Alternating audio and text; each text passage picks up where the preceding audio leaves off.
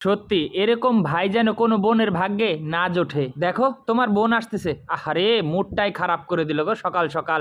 আরে এসব কি বলতেছো? তোমার আপন বোন। আরে আপন বোন ঠোন বুঝি না।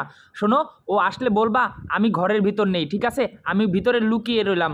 তুমি বলবা যে কোনো বন্ধুর বাসায় গেছে। আরে এই সমস্ত কি করতেছো? আরে না, তোকে যা বলছি তাই কর। তখন ভাই লুকিয়ে পড়লো এবং বোন আসলো। আরে বৌদি, কি খবর? ভালো আছো? হ্যাঁ ভালো আছি। ভাই কোথায়? ভাই ওই একটু বন্ধুর বাসায় গেছে। আর ভাই লুকিয়ে লুকিয়ে দেখছে। আচ্ছা ভাবি, আমি আসছিলাম ভাইয়ের কাছে, যেহেতু ভাই বাসায় নেই, শুনলাম ভাইয়ের নাকি অনেক ধার দেনায় পড়ে গেছে, ব্যবসায় লস। তাই এই সোনার বালাগুলো এনেছি, ভাইকে একটু দিবে। ভাই যেন ওর ব্যবসার কাজে লাগায়, কারণ আমি ওকে ফোন দিয়েছিলাম। তখন কল্পনায় দেখতে পেলো, হ্যাঁ ভাই, আসলে তোমার বোন জামাইয়ের একটু শরীরটা খারাপ, বাচ্চার স্কুল ফি দিতে পারতেছি না, অনেক প্রবলেম। আরে বোন, তুই তো জানিস আমি নতুন ব্যবসা শুরু করেছি, সেখানে অনেক টাকা লাগিয়েছি, আর সেখানে লসের পর লস।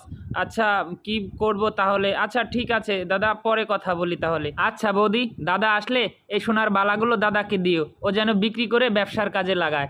তখন গেছে গেছে আপদ গেছে। আরে এই সমস্ত কথা কি বলতেছো তুমি? তুমি দেনায় পড়ছো, তুমি অসহায় ঠেকা, এর জন্য তোমার বোন সোনার বালা দিয়ে গেছে তোমাকে? হ্যাঁ সত্যি?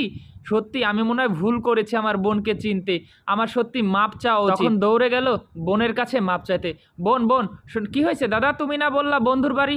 না রে বোন, আমি ভুল বলেছি, আমি তোকে দেখে ঘৃণা করেছি, আমি ভাবছি তুই টাকা ধার নিতে আসতা, তাই আমি তোকে দেখে লুকিয়ে পড়েছি। না দাদা, আমি এই সমস্ত কিছু মনে করিনি, তুমি বাড়ি ছিলা, আমি দেখেছি, তারপরেও কিছু বলিনি।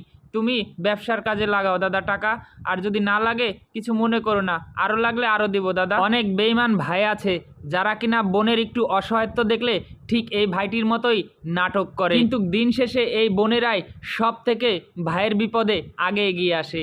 ভিডিওটা এতটুকু ভালো লেগে থাকলে সর্বোচ্চ শেয়ার করে দিবেন।